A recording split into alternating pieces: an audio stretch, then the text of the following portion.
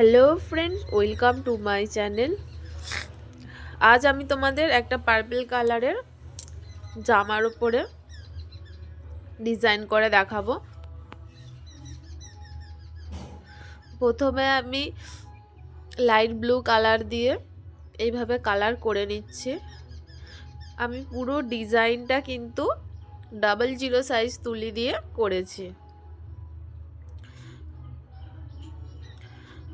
তো দেখো, ফেব্রিক কালারটা করার জন্য আমি জামার নিচে পিচবোর্ড নিয়ে নিয়েছি, আর পিচবোর্ডটাকে এইভাবে ক্লিপ দিয়ে আটকে নিয়েছি। দেখতে পাচ্ছ পাশের ক্লিপগুলো, তো যাতে জামাটা না সরে যায় আর আমার কালার করতে সুবিধা হয়। তো তোমাদের কাছে যদি কোনো পিচবোর্ড না থাকে, মোটা কোনো কাগজও কিন্তু রাখতে পারো। এছাড়া মোটা কোনো কাগজ ছাড়া পুরনো কোনো জামাও রাখতে পারো, যাতে কালার লাগলে কোনো অসুবিধা হবে না।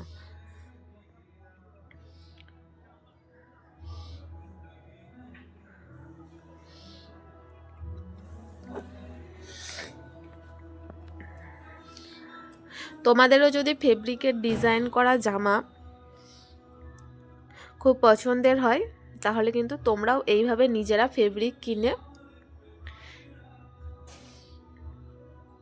তোমাদের পছন্দ মতো ডিজাইন ফেব্রিক কালার করে নিতে পারো।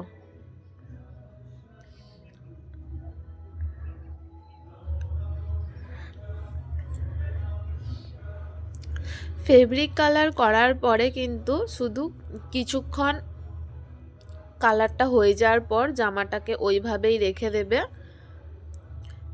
3 থেকে 4 ঘন্টা ওইভাবেই রেখে দিবে।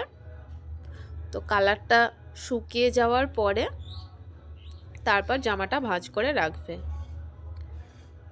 আর যখন এই ফেব্রিক কালার করা জামা তোমরা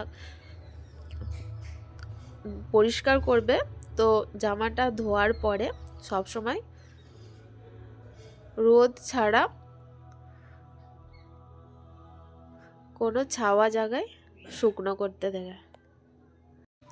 এরপর জামার আমি ওপরের দিকে এইভাবে সাদা কালার দিয়ে ফ্লাওয়ার করে নিচ্ছি, আর মাঝে দেখো এইভাবে লাইট ব্লু কালার দিয়ে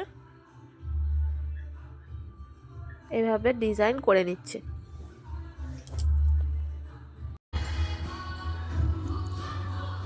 আর একই রকম ভাবে দেখো আমি এইভাবে নিচের দিকেও কিন্তু ডিজাইনটা করে নিয়েছি।